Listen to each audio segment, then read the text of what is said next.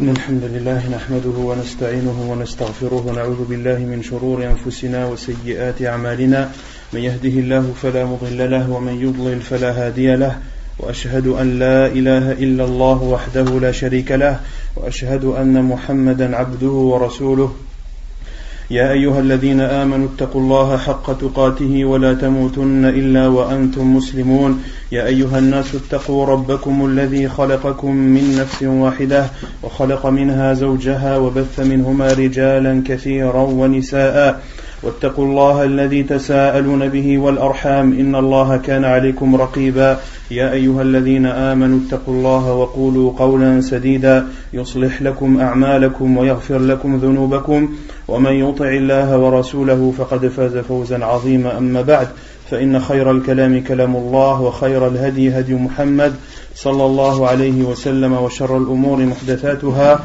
وكل محدثة بدعة وكل بدعة ضلالة وكل ضلالة في النار وبعد. Donc la semaine dernière on avait traité de la prière des deux fêtes en islam. Avant de faire le récapitulatif du cours de la semaine dernière, il y avait deux sujets où je devais faire une recherche dessus. Vous vous en rappelez ou pas?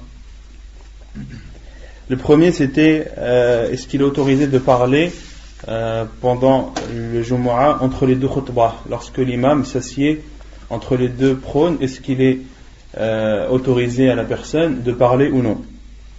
Est-ce que cette assise est considérée comme une khutbah,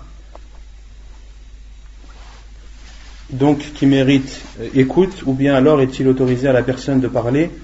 Les savants en général l'autorisent. Ils disent que le prophète sallallahu alayhi wa sallam a dit, nous a interdit de parler pendant que l'imam est en train de faire son discours. Et lorsque l'imam est assis, il n'est pas considéré comme faisant son discours, donc il est autorisé de parler. Et certains savants comme Cheikh Ibn Uthaymin rahimahullah, ceux qui considèrent que l'heure d'exaucement du jour du vendredi se situe à partir du moment où l'imam monte sur le minbar jusqu'à ce qu'il termine sa prière, ils disent qu'au contraire il est préférable et il est demandé à la personne de faire des invocations entre les deux khutbah, car ils considèrent que c'est l'heure d'exaucement. Pour ceux qui considèrent que l'heure où les invocations sont exaucées le jour du vendredi et au moment où l'imam monte sur le minbar jusqu'à ce que la prière se termine, il lui est autorisé de faire des invocations pendant ce moment bien précis.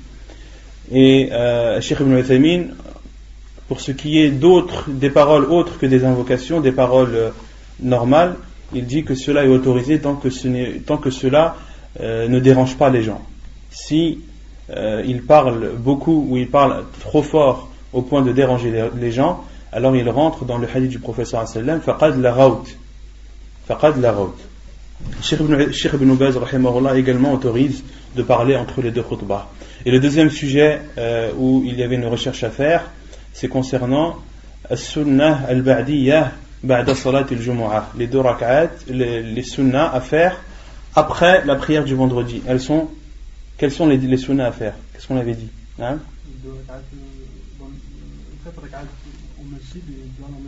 Dans le hadith, le prophète sallallahu alayhi wa sallam avait fait 4 rak'at à la mosquée, et dans un autre hadith, le prophète sallallahu alayhi wa sallam en avait fait 2 à la maison. J'ai trouvé une parole de Cheikh Al-Albani rahimahullah qui dit as-sunnatu al-ba'diyya mukhayyarun fiha al-insanu ba'da al-jumu'ati bayna rak'atayn wa bayna arba'. Donc Cheikh Al-Albani rahimahullah dit la sunna après la prière de Jumu'ah, la personne a le choix entre faire 2 rak'at ou bien 4. والتفصيل الذي يذكره بعضهم أنه إذا صلى 4 ففي المسجد وإن صلى 2 ففي البيت هذا التفصيل لا أصل له.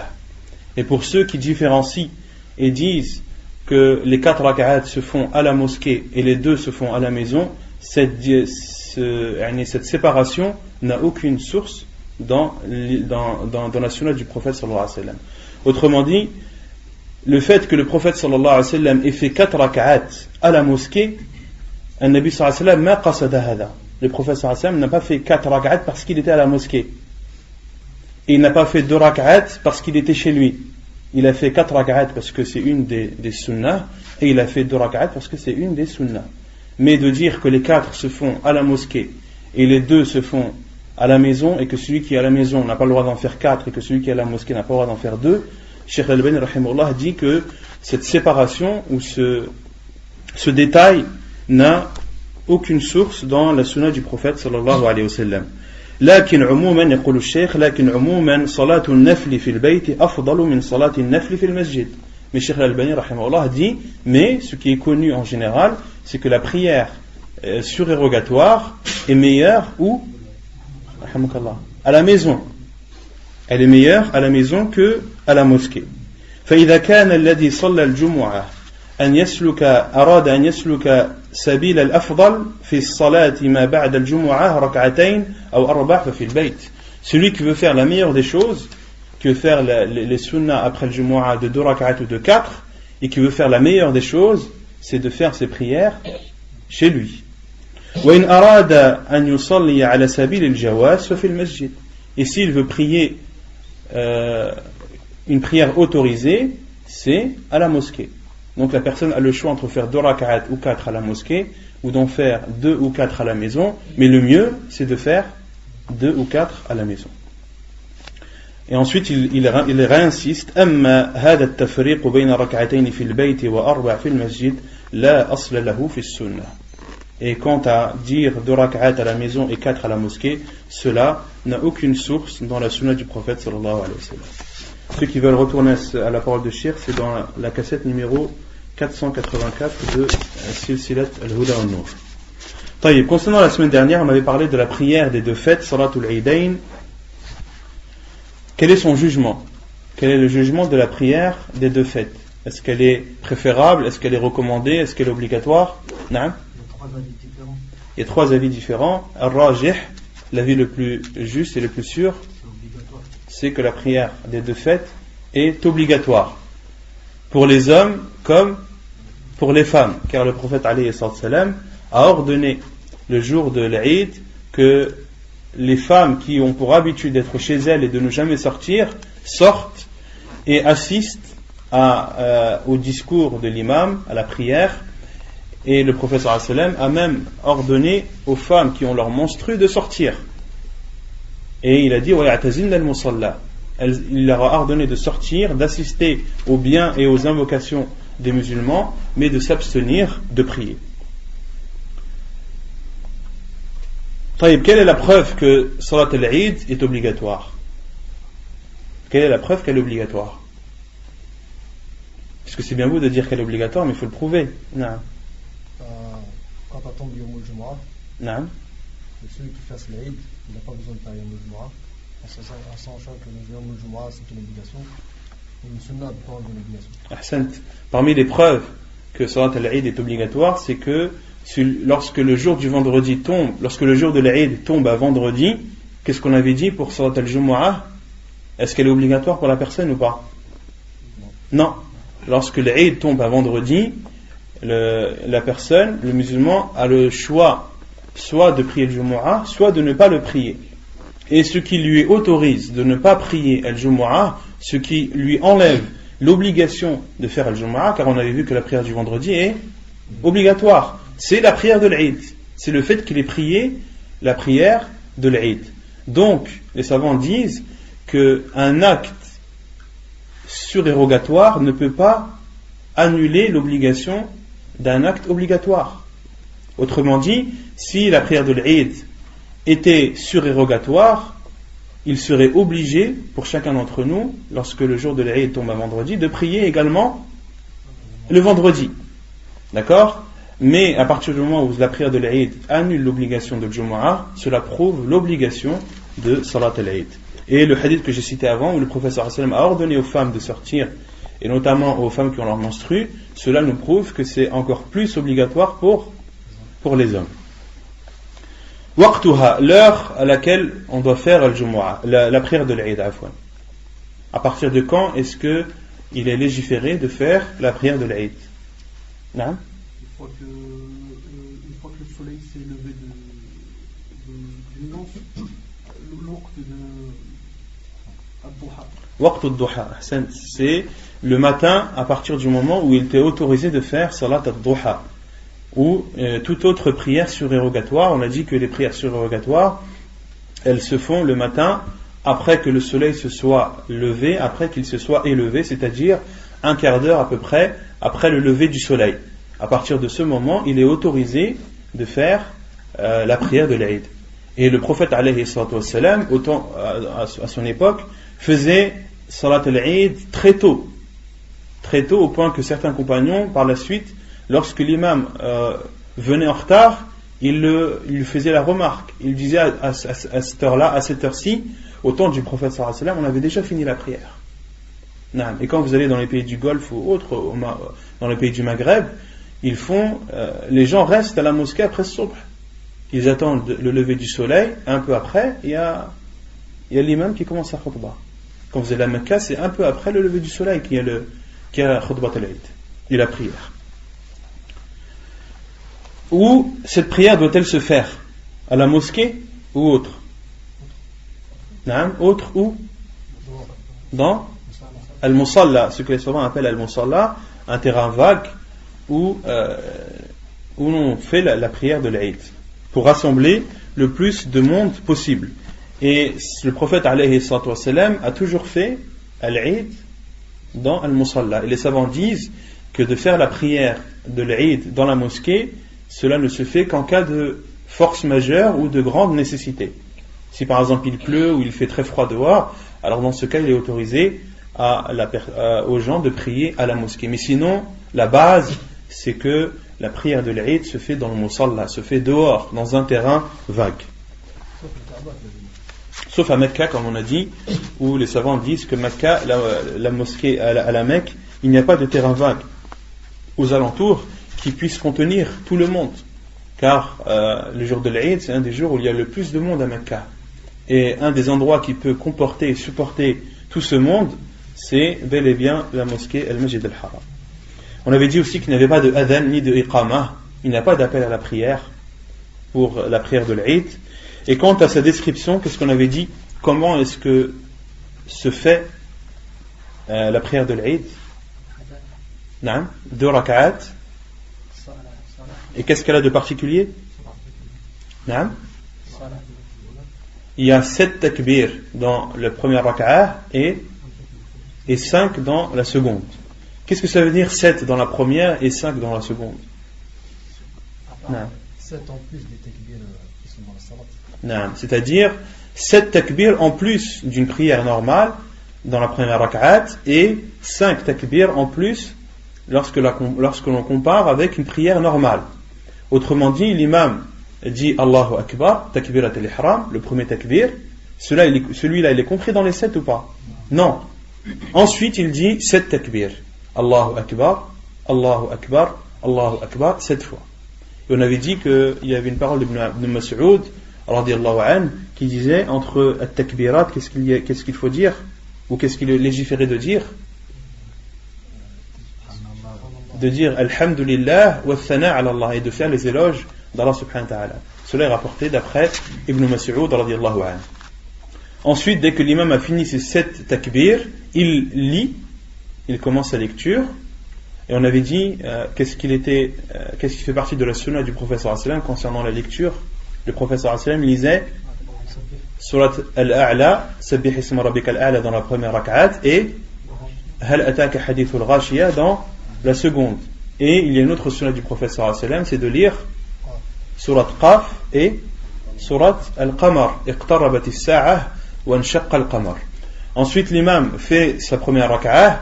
Lorsqu'il se relève, il doit faire 5 takbir. Donc lorsqu'il se relève, il dit Allahu Akbar, il est debout, ce takbir ne rentre pas dans les 5.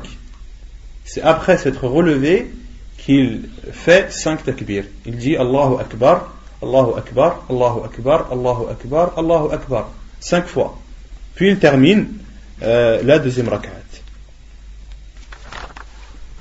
C'est rapporté aussi que tu as dit que 4 et 4. Non, il y a une autre sunna que les gens ne connaissent pas beaucoup, le hadith que je ne sais pas si j'avais cité le hadith la semaine dernière. Il y a une autre sunna, le prophète sallallahu alayhi wa sallam faisait aussi 4-4. Il faisait 4 takbir, 4 takbir dans la première rak'ah et 4 dans la seconde. Et dans le hadith, le prophète alayhi salatu wa sallam a donné un moyen à ses compagnons de se rappeler, le prophète sallallahu alayhi wa sallam leur a fait un signe de sa main en fermant le pouce, ce qui fait 4. Il leur a dit la tansaw ka salat al janaza. Le prophète sallallahu alayhi wa sallam a dit à ses compagnons de ne pas oublier. Il a fait ce signe en fermant son pouce, c'est-à-dire 4, et il leur a dit pour se rappeler aussi que c'est le même nombre dans la prière funéraire, la prière du mort. D'accord?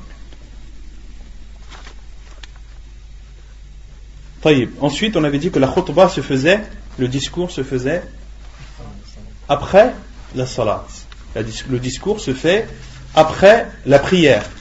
Et d'assister au discours n'est pas obligatoire. Celui qui veut rester, qu'il reste. Celui qui veut partir, qu'il parte. Comme cela est cité dans un hadith rapporté par Abu Daoud, où le prophète sallallahu alayhi wa sallam a dit Inna nakhtub. فمن أحب أن يجلس للخطبة فليجلس ومن أحب أن يذهب فليذهب. Le prophète sallallahu alayhi wa sallam a dit après avoir prié, nous allons faire une exhortation. Celui qui veut écouter et qui veut rester, qu'il reste. Celui qui veut partir, qu'il parte. D'accord? Qu'est-ce qu'il est recommandé de faire le jour de l'Aïd? On avait dit qu'il y avait 6 choses à faire. 6 choses qui sont recommandées à faire le jour de l'Aïd. La première, c'est al-irtisal, de faire le grand, de se laver le jour de l'Aïd. Et qu'est-ce qu'on avait dit à ce sujet? Qu'il n'y avait pas de hadith authentique du prophète sallallahu alayhi wa sallam à ce sujet, mais que cela était rapporté par Ali radiallahu anhu. Par Ali radiallahu anhu. Cela a été rapporté par lui, donc les savants ont déduit qu'il est légiféré de faire le ghusl, de se laver le jour de l'Aïd. Deuxièmement, on avait dit de porter les meilleurs vêtements. Troisièmement, concernant Eid al-Fitr, le Eid à la fin du Ramadan, ou au début de Shawwal, c'est de manger avant de se rendre à la mosquée. Et concernant Eid al-Adha, la fête du sacrifice, le prophète sallallahu alayhi wa sallam mangeait de la bête qu'il avait égorgée, donc il mangeait après la prière. Et la 5e chose, c'était de mukhalafat al-tariq, c'est de prendre un autre chemin, que le chemin de l'aller ne soit pas le même que celui du retour. Et 6e, on avait dit, c'est at-takbir ayyam al-Eid. C'est de faire beaucoup de takbir le jour de l'Eid. Concernant Eid al-Fitr, à partir de quand la personne doit commencer le takbir? En sortant de chez lui. Lorsqu'il sort de chez lui et qu'il se rend à la mosquée. Car beaucoup de gens commencent le takbir lorsqu'il sort de chez lui pour se rendre à al-Musalla. Car à la base on a dit que la prière de l'Eid se fait dans al-Musalla. Car beaucoup de gens ne commencent le takbir que lorsqu'ils arrivent à l'endroit de la prière. Or, la sunna du prophète sallallahu alayhi wa sallam, comme il l'a fait avec ses compagnons radiyallahu anhum, c'est qu'il commençait le takbir au moment où il sortait, et le takbir se finit quand? Après la prière. Et concernant Eid al-Adha, et concernant la fête du sacrifice, quand est-ce que le takbir commence?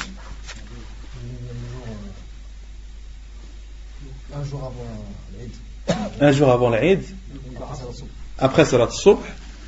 Donc, autrement dit, le jour de l'Aïd, le jour du sacrifice, c'est quel jour de Dhul Hijjah, du mois de Dhul Hijjah? C'est le 10e, Al-Ashir min Dhul Hijjah. Et le jour qui le précède, c'est le 9e de Dhul Hijjah, qui est Yawm Arafah. Et le takbir commence du matin du jour de Arafah.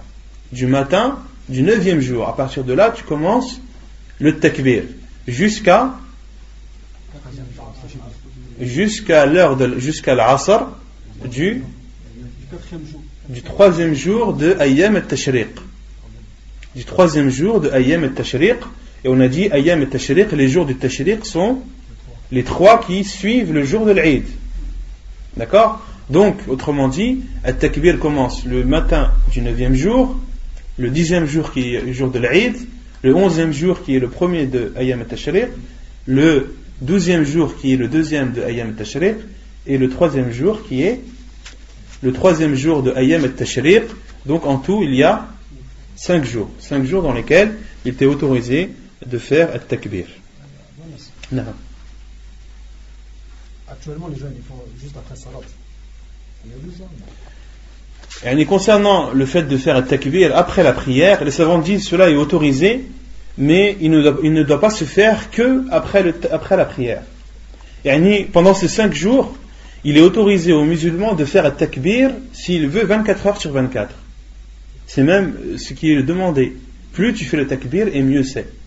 Et si tu fais le Takbir après la prière, car tu as l'habitude de le faire tout le temps, cela est autorisé. Mais après, de considérer que le Takbir ne se fait qu'après les prières, cela n'a aucune source dans la sunna du prophète sallallahu alayhi wa sallam. Cela n'a aucune source dans la sunna du prophète sallallahu alayhi wa sallam. Si tu fais le Takbir après les prières et pas seulement après les prières, cela entre dans le verset où Allah subhanahu wa ta'ala dit afin que vous proclamiez la grandeur d'Allah pour vous avoir guidé. Mais de spécifier cela et de faire par exemple 3 takbir après chaque prière et de se taire toute la journée, cela ne fait pas partie de la sunna du prophète sallallahu alayhi wa sallam. Est-ce que c'est une sunna que ce qui fait bien l'imam dit Allahu Akbar et les gens répètent bien? Cela aussi n'a pas été rapporté dans la sunna du prophète sallallahu alayhi wa sallam. Que l'imam dise Allahu Akbar et que les gens répètent après lui, cela n'a pas de source dans la sunna du prophète sallallahu alayhi wa sallam. Chacun fait le takbir lui-même. D'accord. Taïb. Aujourd'hui, on va parler de la prière de la peur, Salatul Khawf. Et c'est le dernier chapitre du livre de la prière. Et Inch'Allah, la semaine prochaine, on commence Kitab al-Siyam, le livre du jeûne. Salatul Khawf, la prière de la peur. Les savants disent Al-Khawf, la peur, c'est le contraire de la sécurité. À partir du moment où tu ne te sens pas en sécurité, alors tu es en état de peur. C'est la définition même de la peur. Et concernant la prière de la peur, elle se fait pendant la guerre, pendant le combat, mais elle peut se faire aussi lorsque la personne a peur de quelque chose, lorsqu'elle est poursuivie par une personne qui lui veut du mal, lorsque la personne fuit des inondations par exemple. Elle fuit les inondations, elle est en état de peur, il lui est autorisé de faire la prière de la peur. Une personne qui est poursuivie par une bête féroce, il est en état de peur, il lui est autorisé de faire Salat al-Khawf. Car beaucoup pensent que la prière de la peur ne se fait que en état de guerre. Non. Il faut élargir cela à la peur. À partir du moment où la personne est en état de peur, de panique, il lui est autorisé de faire cette prière. Et concernant Salat al-Khawf, elle a une spécificité par rapport aux autres prières. Par exemple, la prière de l'Kusuf, la prière de l'éclipse. C'est une prière qui est légiférée. Pourquoi? Pourquoi elle est légiférée? Parce qu'il y a l'éclipse. On fait la prière de l'éclipse parce qu'il y a l'éclipse. Et cette prière a une description bien précise. Elle a une façon bien particulière d'être accomplie. D'accord? La prière de l'Eid. Quand est-ce qu'on fait la prière de l'Eid? Parce que il y a le jour de la fête, donc on doit faire la prière de la fête, et cette prière a une description et une façon de faire, d'être accomplie bien précise. Salat al-Khawf, la prière de la peur. Pourquoi est-ce qu'on l'a fait? Pourquoi est-ce qu'on l'a fait? Non. On fait la prière de la peur parce qu'Allah subhanahu wa ta'ala nous a ordonné de faire la prière. La prière de la peur, elle se fait durant les 5 prières obligatoires. Tu fais salat al-subh, al-dhuhr, al-asr, al-maghrib et al-isha. Mais l'état de peur fait en sorte que la façon dans laquelle tu vas faire ces prières va changer. Mais les prières en elles-mêmes, elles ont déjà été ordonnées par Allah subhanahu wa ta'ala. Les 5 prières, elles sont déjà obligatoires ou pas? Ce n'est pas parce que tu es en état de peur que les prières sont obligatoires. Elles le sont bien avant. Mais ce qui diffère, c'est la façon dont tu vas faire ces prières. Contrairement à, par exemple, la prière de l'Kusuf, la prière de l'éclipse, tu l'as fait parce qu'il y a l'éclipse. S'il n'y avait pas d'éclipse, tu ne l'aurais pas fait. Et tu l'as fait aussi d'une façon bien particulière. Vous avez saisi la différence? طيب. قال الله تعالى وإذا كنت فيهم فأقمت لهم الصلاة فلتقم طائفة منهم معك وليأخذوا أسلحتهم فإذا سجدوا فليكونوا من ورائكم ولتأت طائفة أخرى لم يصلوا فليصلوا معك وليأخذوا حذرهم وأسلحتهم. Allah subhanahu wa ta'ala dit, en parlant à son prophète sallallahu alayhi wa sallam, et lorsque tu es parmi eux, c'est-à-dire pendant la bataille et le combat, فَأَقَمْتَ لَهُمُ الصَّلَاةِ et que la prière commence, فَلْتَقُمْ طَائِفَةٌ مِّنْهُمْ مَعَكَ وَلْيَأْخُذُوا حِذْرَهُمْ وَأَسْلِحَتَهُمْ. Qu'un groupe parmi eux se lève avec toi pour prier et qu'ils prennent leurs précautions et leurs armes. فَإِذَا سَجَدُوا فَلْيَكُونُوا مِنْ وَرَائِكُمْ.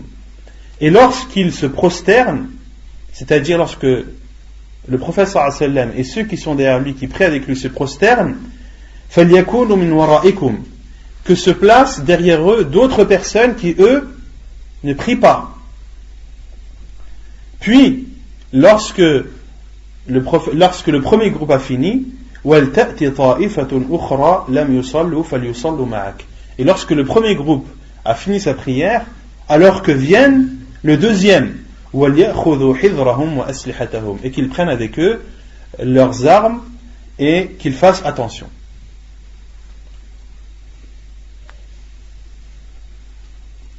Dans ce verset, il y a la législation ou le fait que la prière de l'khawf est légiférée dans le Coran.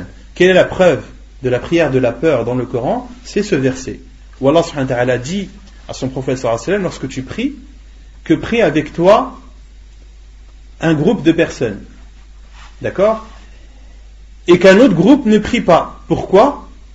Pour surveiller, et pour surveiller ceux qui prient, pour ne pas qu'ils soient atteints par l'ennemi.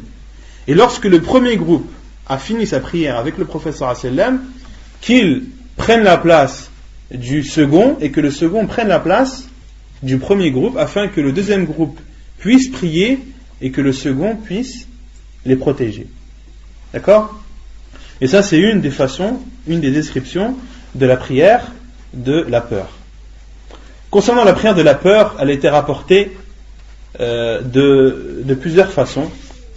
Concernant les versions, il y a à peu près 15 versions qui rapportent la description de la prière de la peur. Mais seulement 6 ou 7 d'entre elles sont authentiques. يقول المؤلف صفتها قال الخطابي صلاة الخوف أنواع صلاها النبي صلى الله عليه وسلم في أيام مختلفة وأشكال متبينة يتحرى في كلها ما هو أحوط للصلاة وأبلغ في الحراسة فهي على اختلاف صورها متفقة المعنى. Al-Khattabi a dit, donc l'auteur dit la description de la prière, Al-Khattabi a dit la prière de la peur est de différentes sortes. Le prophète sallallahu alayhi wa sallam l'a prié dans des jours différents et de façon différente. Et à chaque fois, le prophète sallallahu alayhi wa sallam faisait cette prière pour que cela coïncide le mieux avec l'esprit de la prière et également avec l'esprit de sécurité et de garde. Elles sont certes différentes dans leur façon d'être accomplies, mais elles se rejoignent dans le sens, c'est-à-dire que le prophète sallallahu alayhi wa sallam a fait la prière de la peur de façon différente en fonction des circonstances. En fonction des circonstances, pour que la sécurité des musulmans et des combattants soit la mieux assurée. D'accord? L'auteur a cité trois hadiths du prophète sallallahu alayhi wa sallam, donc trois façons de l'accomplir. J'ai préféré prendre la parole de Ibn al-Qayyim rahimahullah dans son livre Zadul Ma'ad. Dans son livre Zadul Ma'ad fi hadi khayr al-ibad, où il donne la description, les différentes descriptions de la prière de la peur du prophète sallallahu alayhi wa sallam.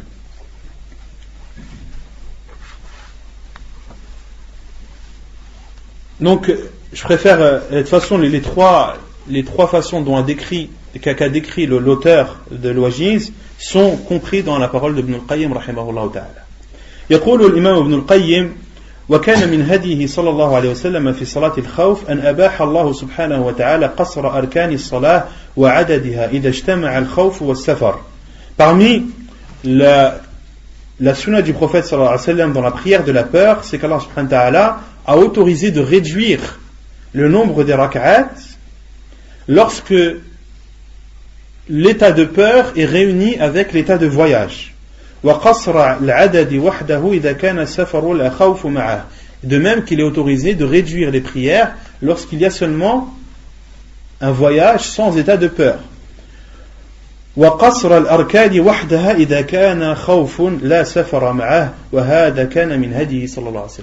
Et de même il est autorisé de réduire le nombre des rak'at lorsque la personne est en état de peur seulement. Autrement dit, il est autorisé de réduire le nombre de prières lorsque tu es à la fois en état de voyage et en état de peur, ou bien en état de voyage seulement, ou bien en état de peur seulement. D'accord ? Car il y a un khilaf des savants, il y a une divergence des savants. Certains savants disent que pendant l'état de peur, il n'était pas autorisé de réduire le nombre de prières, sauf si tu es en état de voyage, sauf si tu es voyageur. Mais al-rajih, l'avis le plus sûr parmi la parole des savants, c'est que l'état de peur en lui-même, comme le dit Ibn al-Qayyim rahimahullah, permet à la personne de réduire le nombre de rak'at des prières. يقول ابن القيم وكان من هديه صلى الله عليه وسلم في صلاة الخوف إذا كان العدو بينه وبين القبلة أن يصف المسلمين كلهم خلفه.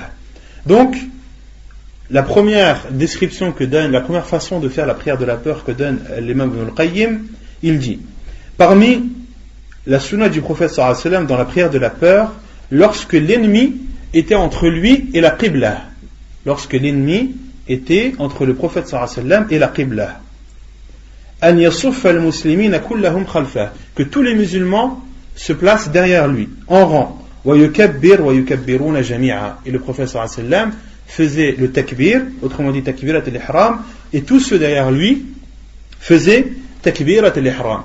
ثم يركع فيركعون جميعا, puis le prophète sallallahu alayhi wa sallam faisait ar-ruku' et tous faisaient ar-ruku'. ثم يرفع ويرفعون جميعا معه, puis le prophète sallallahu alayhi wa sallam se relevait de l'inclinaison et tous ceux derrière lui se relevaient également de l'inclinaison. Je pense que le mieux c'est que tout cela soit illustré, parce que les prières de la peur, les descriptions sont assez difficiles à comprendre, et le mieux, je pense, c'est que certains d'entre vous se lèvent pour que l'on montre pratiquement et de façon concrète comment est-ce que le prophète sallallahu alayhi wa sallam et ses compagnons faisaient la prière de la peur. Je pense que c'est mieux que de lire et d'expliquer, parce que vous allez pas très bien comprendre. Même ceux qui auront compris, ils vont oublier dans 2-3 jours. Qui sont les volontaires? Il faut au moins un imam et 2 safs.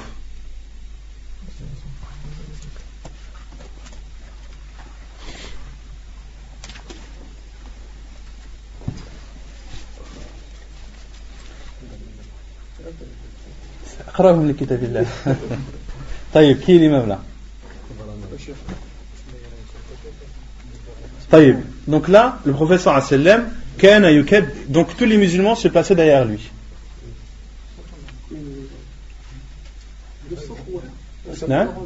Pour l'instant un saf, pour l'instant. Le plus important c'est de voir l'imam. Non?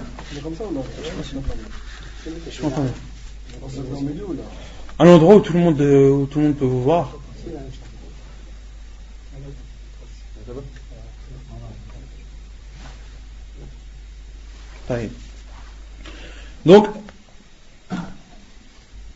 Donc les musulmans sont tous derrière le prophète sallallahu alayhi wa sallam. Wa yukabbir fa yukabbiruna jami'an. Donc l'imam fait le takbir et tous ceux qui sont derrière lui font le takbir également. Donc il lit thumma yarka' fa yarka'una jami'an. Puis le prophète sallallahu alayhi wa sallam s'inclinait et ils s'inclinaient tous. Thumma yarfa' wa yarfa'una jami'an ma'a. Puis l'imam se relève et les musulmans se relèvent aussi. Donc là on a dit que cette façon se fait lorsque l'ennemi est devant. Autrement dit, ce sont vous les ennemis. ثم يرفع فيرفعون جميعا ثم ينحدر بالسجود والصف الذي يليه خاصة. Donc là, il faut au moins 2 safs là. Donc il fallait commencer déjà avec 2 safs. Donc là, l'imam se prosterne et se prosterne avec lui seulement le premier rang qui est derrière lui. Donc l'imam se prosterne. Le premier rang se prosterne. Le deuxième reste debout. Pourquoi? Pour protéger les musulmans, car l'ennemi est en face. D'accord? Ensuite, l'imam fait ses 2 sujouds et se relève vers la deuxième raka'at.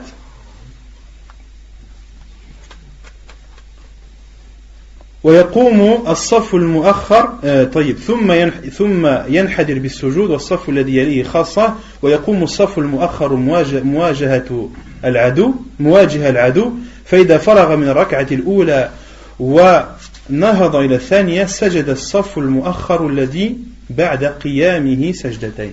Et au moment où l'imam se relève de la deuxième raka'at, d'accord, le deuxième saf lui n'a pas encore fait ses 2 prosternations. C'est au moment où l'imam se lève avec le premier rang que le deuxième va faire ses sujouds. Donc là, le deuxième fait ses 2 prosternations. D'accord? L'imam yaqra. Le premier saf aussi yaqra. D'accord? Donc le deuxième rang a fait ses 2 prosternations, s'est relevé. À partir de ce moment, سجد الصف المؤخر الذي طيب ensuite ويقوم الصف المؤخر مواجهة العدو فإذا فرغ من الركعة الأولى ونهض إلى الثانية سجد الصف المؤخر بعد قيامه سجدتين ثم قاموا فتقدموا إلى مكان الصف الأول وتأخر الصف الأول مكانهم. Donc là, il va y avoir un transfert qui va se faire. Le premier rang va se reculer vers le deuxième et le deuxième va prendre la place du premier. Pourquoi les savants disent? Pour que cette prière soit le plus juste possible. D'accord? Pour que chacun des 2 rangs ait le mérite de prier dans le premier saf. D'accord? Pour que chacun ait le mérite de prier dans les premiers safs. Ensuite, l'imam fait le recours et seul le premier rang fait le recours avec l'imam. D'accord? Afwan. Les 2 font recours. Afwan. Les 2 font recours, les 2 rangs font recours, puis l'imam se relève et les 2 se relèvent. كما أدرك الأولى. طيب ensuite ابن القيم dit وليدرك الصف الثاني مع النبي صلى الله عليه وسلم السجدتين في الركعة الثانية كما أدرك الأول معه السجدتين في الأولى فتستوي الطائفتين فيما أدركوا معه وفيما قضوا لأنفسهم وذلك غاية العدل فإذا ركع صنع الطائفتان كما صنعوا أول مرة.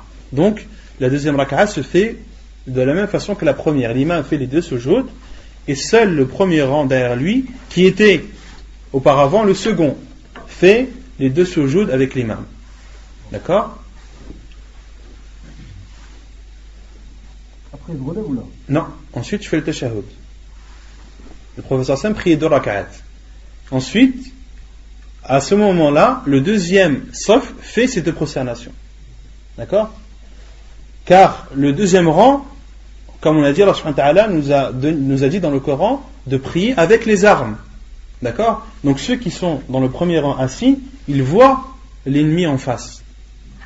D'accord? Ils voient l'ennemi en face, ce qui permet au deuxième rang de faire ces 2 prosternations. Ça fait la télé, tu regardes l'ennemi. L'ennemi il est en face, non? Je dois le regarder, non. L'imam il regarde l'endroit où il fait sa prosternation. Si tu regardes l'ennemi, tu vas pas faire ta prière. Ensuite, l'imam finit sa prière, il fait le tashahhud, il fait le taslim, et tout le monde finit en même temps. Tout le monde finit en même temps la prière.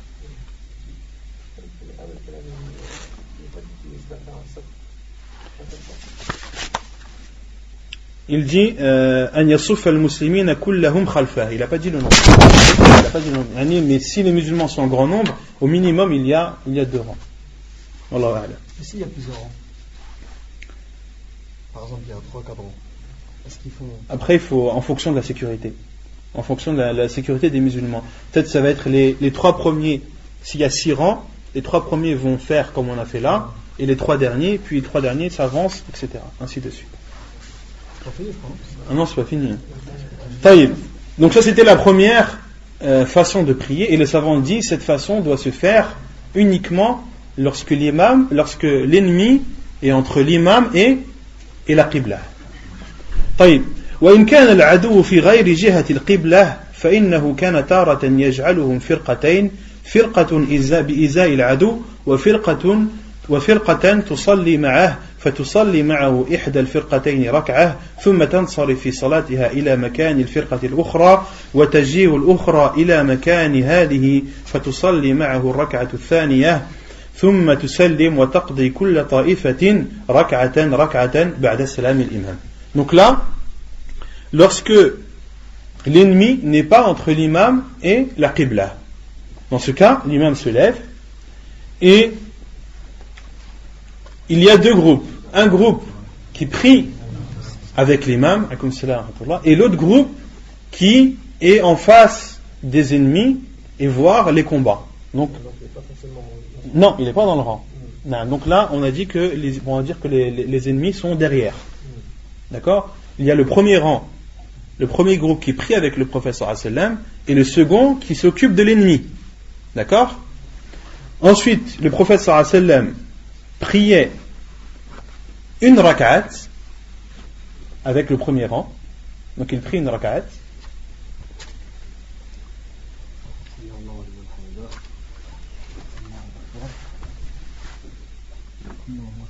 Voilà, il fait les deux sujoud.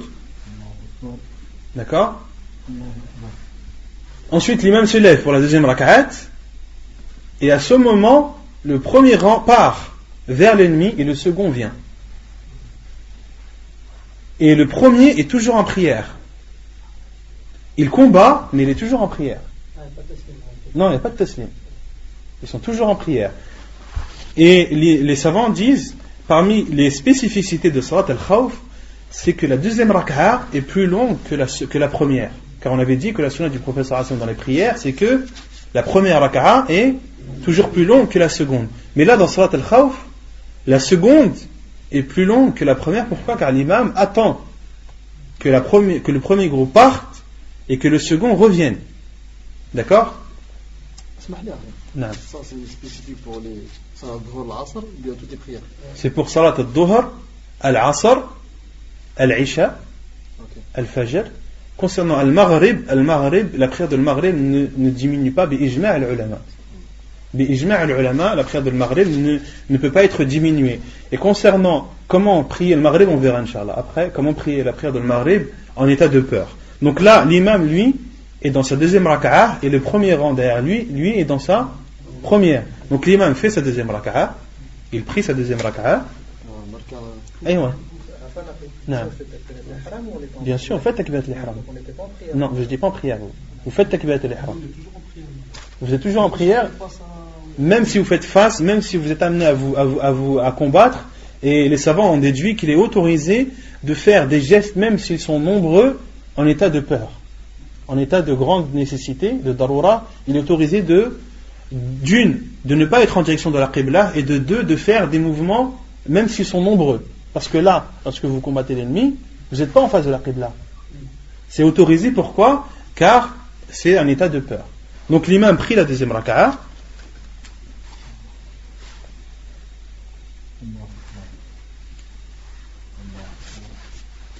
Taïb. Ensuite il fait le tashahhud. Il fait le taslim. Il sort de sa prière. Donc l'imam a fini sa prière.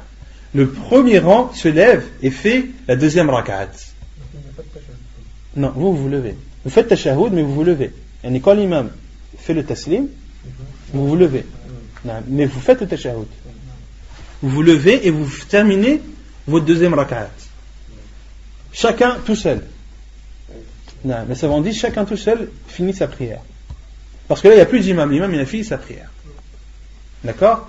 Donc, ils combattent toujours. Ils combattent toujours. Ils sont toujours en prière. Et l'imam, il reste à sa place. L'imam, il fait ce qu'il veut.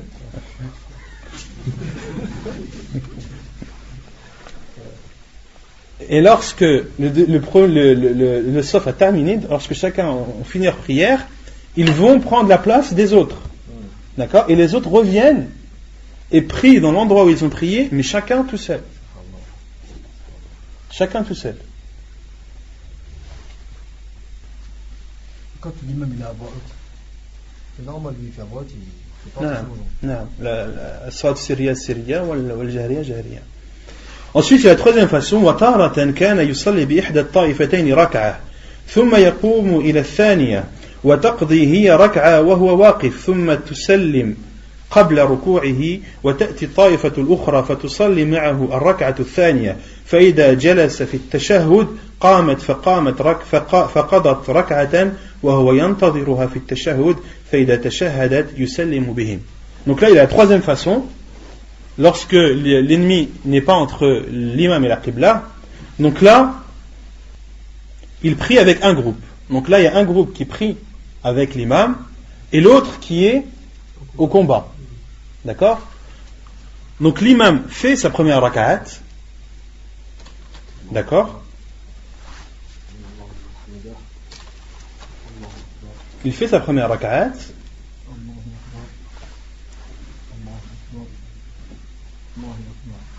Il se lève à la seconde. Ceux derrière lui se lèvent aussi.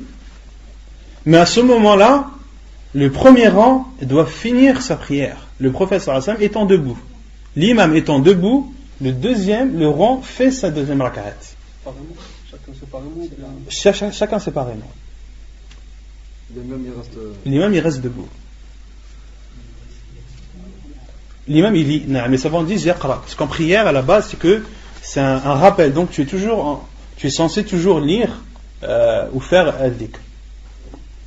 Non, vous faites la prière, vous finissez. Donc le premier rang ici termine sa deuxième raka'a, fait le taslim et part. Le second vient.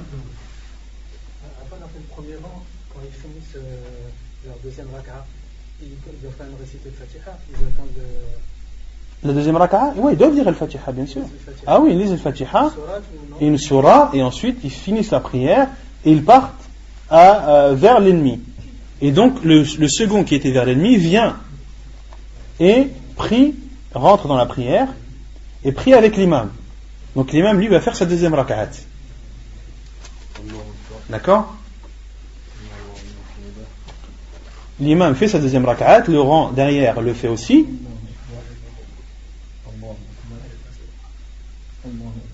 Et l'imam fait le tashahhud. Et au moment où l'imam fait le tashahhud, le premier rang se lève et fait sa deuxième raka'at. Non, pendant que l'imam est en état de tashahhud, le rang se lève et fait sa deuxième raka'at. Non, chacun tout seul. L'imam il attend. Non, yajlis. Le professeur Sam attendait jusqu'à ce que les compagnons radhiyallahu anhum derrière étaient soit en état de tashahhud. Non. Quand l'imam il commence à faire ça, il faut qu'il leur dise comment il va faire ça. Bien sûr, le professeur Hassan leur a enseigné avant. On ne peut pas deviner ça.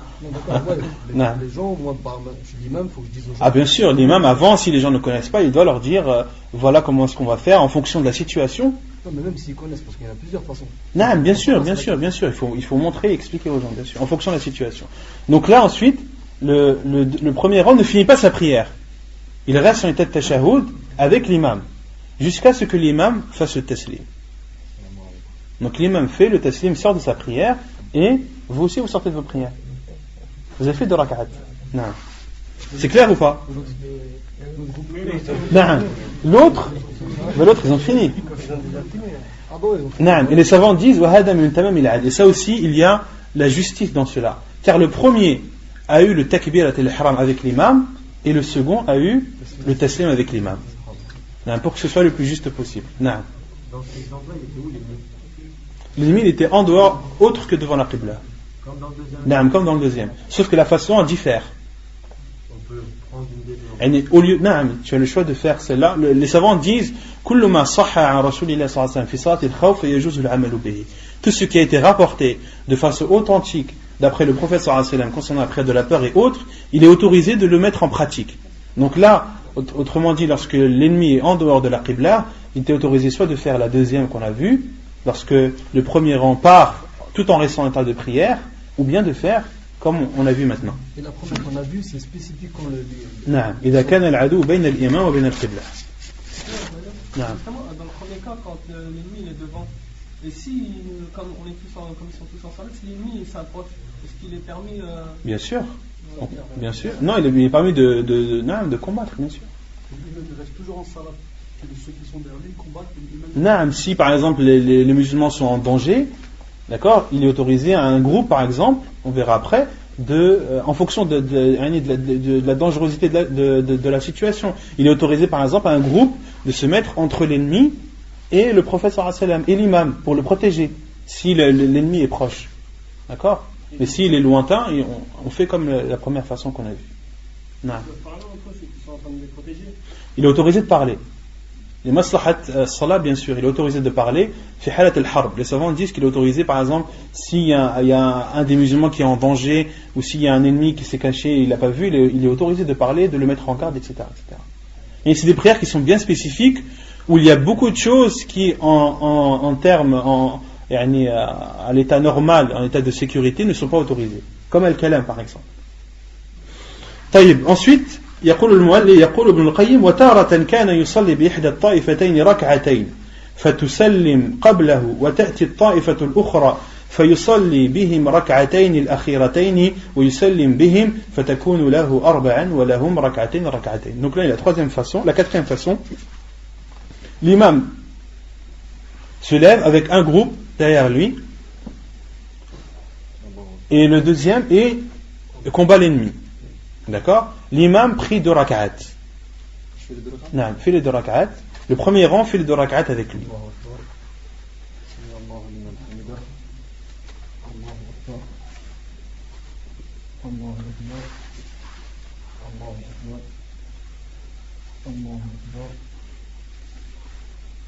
Donc l'imam a fait la première. Ceux qui sont derrière lui ont fait la première aussi. Ensuite il fait la deuxième.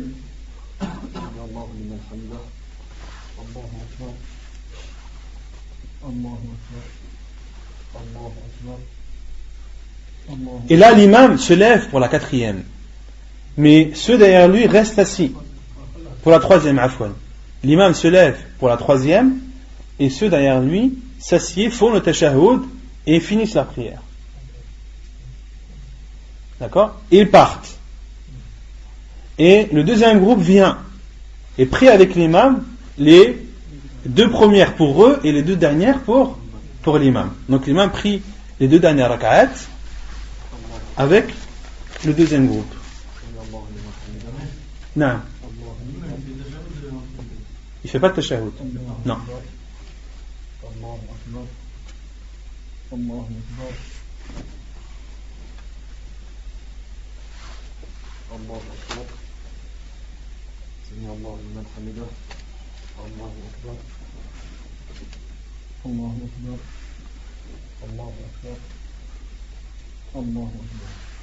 Ensuite, lorsque l'imam a fait sa quatrième, il fait tashahhud, ceux derrière lui le font aussi, puis l'imam sort de sa prière, fait le taslim, et ceux derrière lui font le taslim aussi. Autrement dit, chacun a prié 2 rak'at avec l'imam. Chacun a prié 2 rak'at avec l'imam. Alors que l'imam en a prié 4. Avec un tashahhud. Ensuite, وتارة كان يصلي بإحدى الطائفتين ركعتين ويسلم بهم وتأتي الأخرى فيصلي بهم ركعتين ويسلم فيكون قد صلى بهم بكل طائفة صلاة. Et il y a une 5e façon, c'est comme celle-ci, sauf que l'imam fait 2 prières bien précises. Il prie 2 rak'at, il fait le tashahhud avec le taslim, le premier groupe part, le second vient, et l'imam prie encore 2 rak'at avec le taslim. Non, vas-y, fais.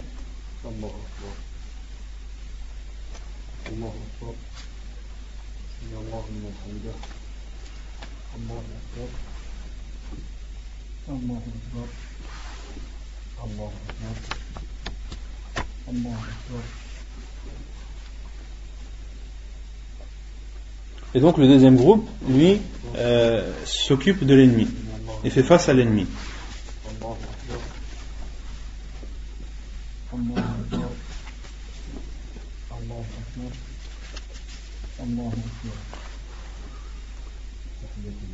C'est clair ou pas quand vous voyez? Non. La troisième façon, le deuxième groupe. Non. De rak'at, il est parti. Non. Il fait 2 rak'at ou pas? Non, c'est 2 rak'at, c'est tout. C'est tout, non. Et c'est pas l'imam. L'imam, les savants disent, il prie les deux premières obligatoires, wa thaniya nafila. Les deux premières qu'il a fait, ce sont sa prière obligatoire, et les deux autres, elles sont considérées pour l'imam comme étant des prières surérogatoires et obligatoires pour ceux qui sont derrière lui. Non. Et il y a la sixième façon de prier la prière de la peur. وَتَارَةً كَانَ يُصَلِّي بِإِحْدَى الطَّائِفَتَيْنِ رَكْعَةً فَتَذْهَبُ وَلَا تَقْضِي شَيْئًا وَتَجِيءُ الْأُخْرَى فَيُصَلِّي بِهِمْ رَكْعَةً وَلَا تَقْضِي شَيْئًا فَيَكُونُ لَهُ رَكْعَتَانِ وَلَهُمْ رَكْعَةٌ رَكْعَةٌ وَهَذِهِ الْأَوْجُهُ كُلُّهَا تَجُوزُ الصَّلَاةُ بِهَا. Donc là il y a la sixième façon, c'est l'imam prie, il y a un groupe qui se place derrière lui, l'autre fait face à l'ennemi. L'imam fait la première raka'at,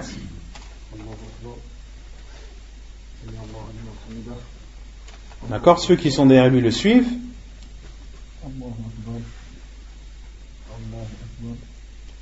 puis l'imam se lève pour la seconde, mais ceux derrière lui restent assis et finissent leur prière. Non, une raka'at. Ils font le tashahhud et font le taslim. Une seule raka'at.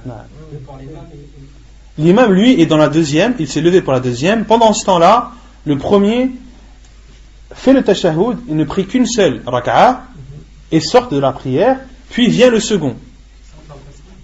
En faisant le taslim, bien sûr. Ils n'ont pas fait le taslim. Et ceux qui sont partis n'auront plus rien à rajouter. Une seule raka'a leur suffit. Ça, on peut faire cette prière quand vraiment le conflit est fort et dangereux. D'accord ? Les musulmans n'ont pas le temps de faire deux raka'at, alors il est autorisé d'en faire qu'une seule. D'accord ? Donc le premier a fait une seule raka'at et sorti de sa prière, le second vient et suit l'imam. L'imam, lui, qui va faire sa deuxième raka'at,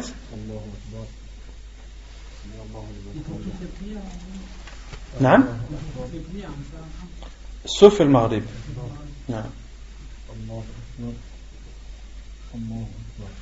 L'imam fait sa deuxième raka'a, qui est la première pour le deuxième groupe, d'accord ? Puis l'imam fait son tashahhud, fait le taslim, et ceux derrière lui font le taslim aussi. En même temps que lui. Au niveau du tashahhud, c'est là où vous revenez avec l'imam. Et là, l'imam fait le taslim, sort de sa prière, et ceux derrière lui finissent sa prière aussi. Chacun des deux groupes aura prié en tout une seule raka'a. Puis le deuxième se lève et va aller aider le premier groupe. D'accord ? Concernant la prière de Maghrib, les savants disent elle ne se divise pas, elle ne se rétrécit pas, elle ne se raccourcit pas. Et il y a une divergence des savants quant à la faire en une raka'a, puis deux, ou bien deux, puis une. Il n'y a pas de hadith bien précis à ce sujet. Les savants disent que la personne a le choix. Donc pour prier le Maghrib par exemple, l'imam peut prier une raka'a en fonction des situations qu'on a définies là. Il prie une raka'a avec un groupe, d'accord ? Puis le groupe part, le second vient, il fait la deuxième avec l'imam, d'accord ? Puis le second repart et les deux autres viennent et font la troisième, d'accord ? Ainsi de suite. Ainsi ils font le Maghrib. Les savants ont dit que la personne a le choix de la diviser soit en une puis deux, ou bien d'en commencer deux puis d'en faire une. Et il y a une septième façon de faire Salat al-Khawf, c'est où le prophète, c'est un hadith du prophète sallallahu alayhi wa sallam lorsqu'il dit إِذَا اشْتَدَّ الْخَوْفُ فَرِجَالًا أَوْ رُكْبَانًا.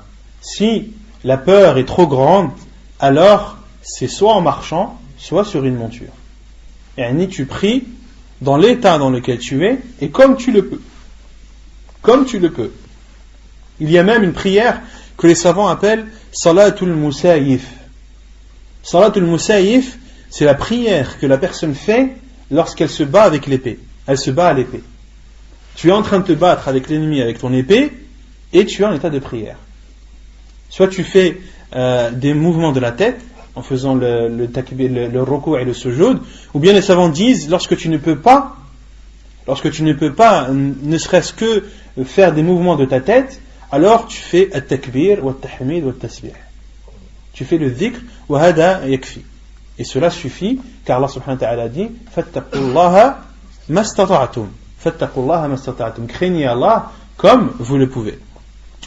Et les savants disent qu'il est même autorisé, lorsque la guerre est vraiment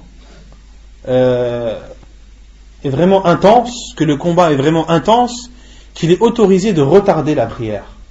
Qu'il est autorisé de retarder l'heure de la prière.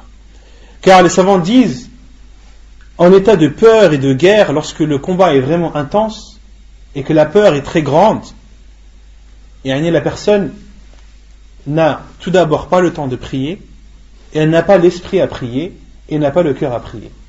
Parce qu'il est arrivé à Khaybar avec le prophète sallallahu alayhi wa sallam, dans Ghazwat al-Khandaq, dans la bataille de al-Khandaq, de la tranchée, le prophète sallallahu alayhi wa sallam, quand est-ce qu'il a prié al-Dhuhr, al-Asr, al-Maghrib et al-Isha? حينما ذهب من الليل ما شاء الله. Une fois que la nuit avait déjà commencé depuis un certain temps. Il a fait nuit, et ce n'est qu'à ce moment-là que le prophète sallallahu alayhi wa sallam amara Bilalan fa'adhana li salat al-Dhuhr. Il a ordonné à Bilal radiyallahu anhu de prier, de faire l'adhan pour quelle prière? Al-Dhuhr, alors qu'il faisait nuit.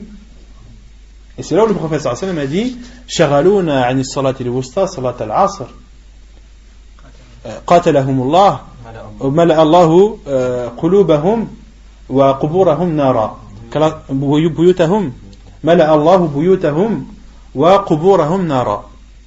Où le prophète sallallahu alayhi wa sallam a fait une invocation contre les mécréants, les associateurs, qui l'avaient préoccupé de la prière de l'Asr, d'accord, et le prophète sallallahu alayhi wa sallam leur a dit qu'Allah subhanahu wa ta'ala remplisse leur maison de feu.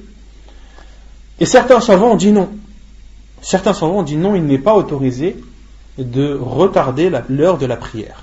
Que la personne, si elle ne peut pas faire la prière comme on l'a décrit là, qu'elle le fasse en faisant des mouvements de la tête. Si elle ne peut pas le faire en faisant des mouvements de la tête, alors qu'elle fasse at-takbir wa at-tahmid wa at-tasbih. Qu'elle dise le rappel d'Allah, qu'elle dise Allahu Akbar wa alhamdulillah wa la ilaha illallah ila akhirih. Mais l'avis le plus sûr, Allahu a'lam, comme le disent les savants, c'est qu'en état de peur, la personne en arrive même à ne pas savoir ce qu'elle dit. Les savants disent, bon, nous on ne connaît pas cette situation, mais lorsque la personne est en panique, lorsqu'elle a peur que l'ennemi est proche et qu'elle peut mourir d'une seconde à l'autre, elle est en état de panique, dans un état de panique qui ne lui permettra pas, même si elle veut prier, cet état ne lui permettra pas de prier. Il va même prier, il va bégayer, il ne va même pas savoir ce qu'il dit. Donc les savants disent, dans ce cas-là, il est autorisé dans des cas bien précis et vraiment dans des cas extrêmes comme celui-là de retarder la prière, comme l'a fait le prophète sallallahu alayhi wa sallam, qui a prié al-Dhuhr, puis il a ordonné à Bilal de faire l'iqamah, il a prié al-Asr, puis il a ordonné à Bilal de faire l'iqamah, ils ont prié al-Maghrib, puis ils ont prié al-Isha, tout cela alors que la nuit avait été déjà tombée depuis un certain temps. Wallahu a'lam. Non, bil qasr.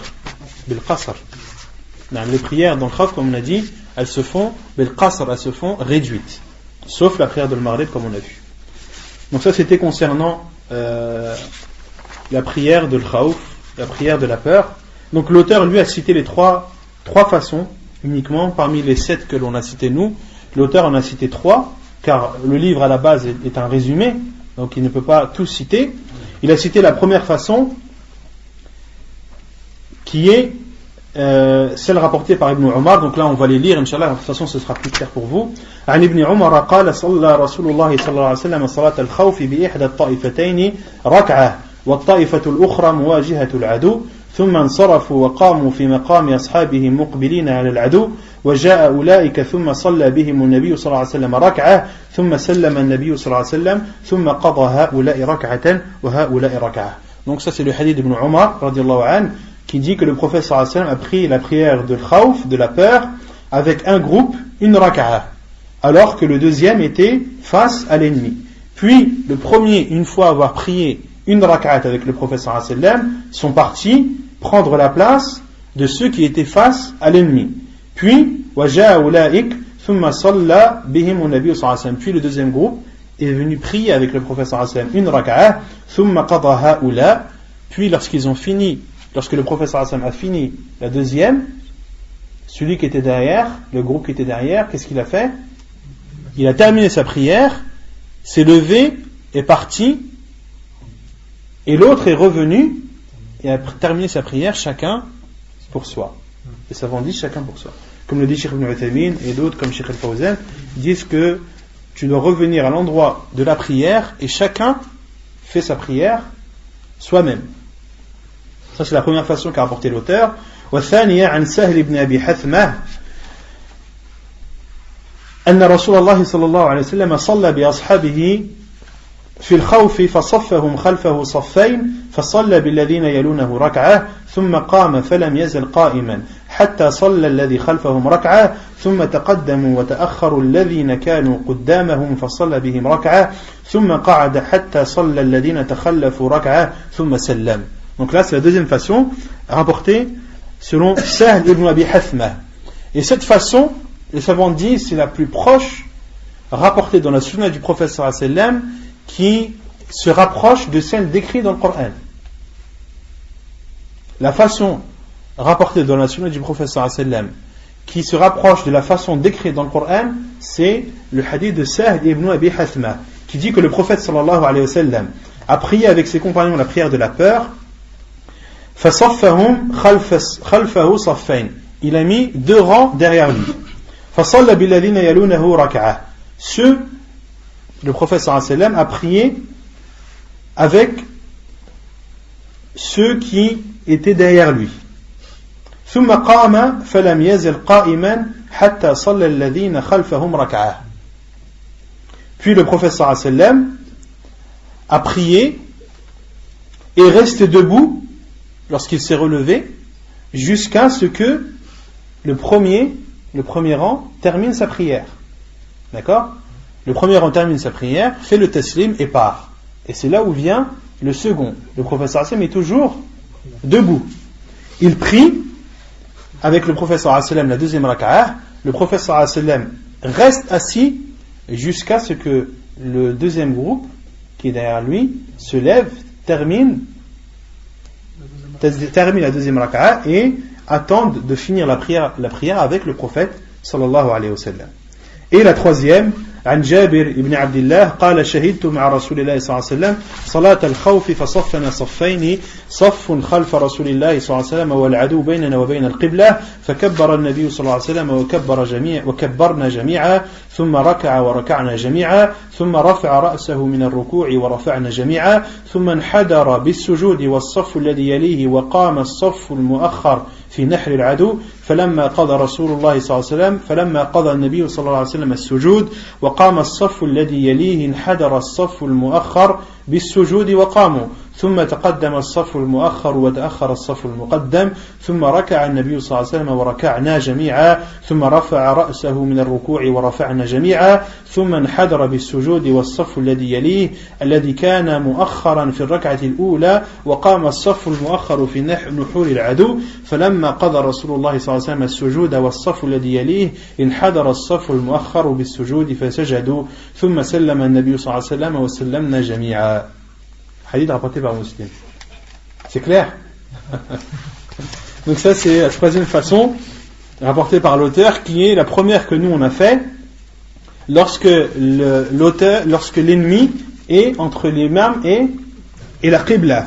Comme le rapport Jabir ibn Abdillah, j'ai assisté avec le prophète sallallahu alayhi wa sallam la prière de la peur et nous avons fait deux rangs. Un rang صف خلف رسول الله صلى الله عليه وسلم والعدو بيننا وبين القبلة.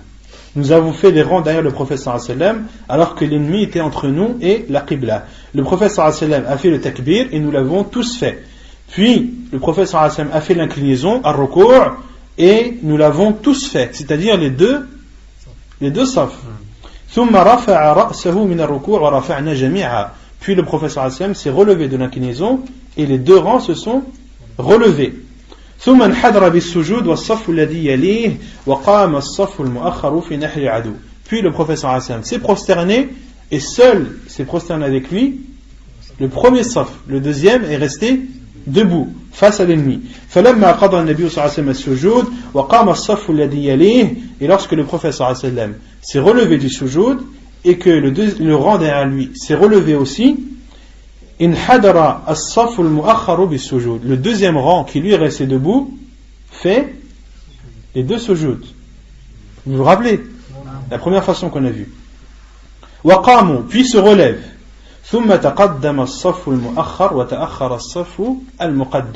Et lorsque le deuxième rang se relève de ces deux prosternations, c'est là où le transfert se fait. C'est là où le deuxième rang passe au premier et le premier passe au second, pour que chacun ait sa part de récompense dans la prière, et notamment dans la récompense de prier au premier rang. Puis le prophète sallallahu alayhi wa sallam s'est incliné, a fait ruku', et les deux safs se sont inclinés. Puis le prophète sallallahu alayhi wa sallam s'est relevé de l'inclinaison, et ils se sont tous relevés de l'inclinaison. Puis le prophète sallallahu alayhi wa sallam s'est prosterné, et s'est prosterné avec lui uniquement le premier saf, qui était le deuxième. Et le deuxième rang, lui, reste debout face à l'ennemi. Et lorsque le prophète sallallahu alayhi wa sallam a terminé ces deux prosternations, ainsi que le rang qui était derrière lui, le deuxième rang, qui lui était debout, fait ces deux prosternations, puis font le tashahhud. Puis le prophète sallallahu alayhi wa sallam faisait le taslim, et nous le faisions tous ensemble. Et une autre chose que j'ai oublié de vous dire, c'est concernant justement cette façon-là de prier, la première qu'on a vue lorsque l'ennemi est en face de la qibla. Les savants ont déduit de ce hadith qu'il est autorisé, en cas de force majeure, de se détacher de l'imam. D'accord? Et lorsque l'on revient, lorsque la cause qui t'a amené à te détacher de l'imam est finie, tu dois compléter ta prière et suivre l'imam. Vous n'avez pas compris? Là, on a vu qu'il y a parmi les façons de prier, lorsque le prophète sallallahu alayhi wa sallam priait, d'accord, l'ennemi en face, le prophète sallallahu alayhi wa sallam faisait le ruku', tout le monde faisait le ruku'. Il se relève du ruku', tout le monde se relève du ruku'. Lorsqu'il fait le sujoud, seul le premier rang fait le sujoud. Le deuxième reste debout. Là, il s'est détaché de l'imam. Khalaf al-imam fi hada. T'es d'accord? Khalaf al-imam. Pour une cause qui est justifiée, qui est le fait d'être face à l'ennemi. Et lorsque le prophète sallallahu alayhi wa sallam s'est relevé avec le premier groupe, c'est là où le deuxième rattrape.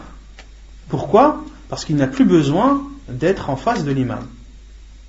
D'accord? Supposons, je ne sais pas, tu es en train de prier à la mosquée, et tu as oublié par exemple quelque chose de dangereux dans ta voiture. Si tu ne le prends pas, je ne sais pas, il peut y avoir quelque chose. Ta voiture elle peut prendre feu, ou tu as oublié quelque chose qui est allumé dans ta voiture et ça peut prendre feu. Tu y penses pendant la prière. Qu'est-ce que tu fais? Tu termines ta prière en prenant le risque que ta voiture prenne feu ou qu'elle explose? Non. Tu coupes ta prière. Tu vas faire ce que tu as à faire, tu vas éteindre ce que tu as à éteindre, puis tu reviens.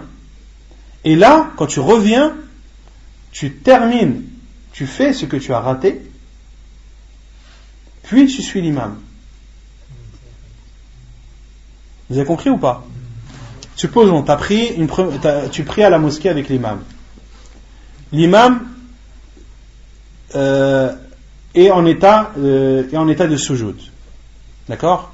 Il fait son premier sujoud.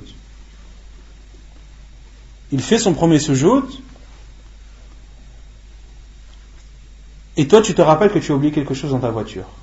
Tu sors de ta prière. Tu vas éteindre ce que tu as éteint dans la voiture. Et tu as vu l'imam, par exemple, debout. Toi, qu'est-ce que tu fais? Tu termines ta prière. Tu n'as fait qu'une prosternation avec l'imam. Tu fais ta deuxième prosternation. Tu te relèves et tu suis l'imam. D'accord? C'est clair? Sauf dans une condition, dans un cas. Comme les savants disent, sauf si toi, tu as commencé ta prière avec l'imam, tu es debout, et tu as pensé à cette chose dans ta voiture que tu dois absolument éteindre. Tu sors de ta prière. Tu étais comment? Debout. Tu as tardé à faire ce que tu as à faire. L'imam, lui, a eu le temps de faire la première raka'a et s'est relevé vers la deuxième. Toi, tu entres dans la mosquée. Tu vois l'imam, il est comment? Debout. Mais tu sais que tu as tardé et que cette station debout, c'est pas celle de la première raka'a, mais celle de la deuxième. Là, les savants disent, tu suis l'imam comme il est. Et tu considères cette raka'a pour toi comme étant la première et qui est la deuxième pour l'imam. Et si tu pars dans une posture et que tu reviens et que l'imam est à la même posture, là tu le suis. Mais si tu pars dans une posture et que tu viens et que l'imam a une posture différente, alors tu complètes ce que tu as raté, puis tu suis l'imam. Comme le fait le deuxième rang. Le deuxième rang, lorsqu'il a fait les deux prosternations qui s'est relevé, il a suivi le prophète sallallahu alayhi wa sallam. D'accord? Puis le prophète sallallahu alayhi wa sallam, lorsqu'il a fait recours dans la deuxième raka'a, tout le monde a fait un recours, les deux rangs. Et lorsqu'il s'est relevé, les deux rangs se sont relevés. La personne reprend le suivi de l'imam dans son état normal. Wallahu a'lam. Donc ainsi se termine le livre de la prière, Kitab as-Salah. Donc on a vu tout ce qui concerne la prière de façon des fois précise, des fois générale. Donc Inch'Allah, la semaine prochaine, on va entamer Kitab as-Siyam, comme le Ramadan approche. L'idéal, ça serait Inch'Allah de finir Kitab as-Siyam avant le début du Ramadan. ونكتفي بهذا القدر وسبحانك اللهم وبحمدك أشهد أن لا إله إلا أنت أستغفرك وأتوب إليك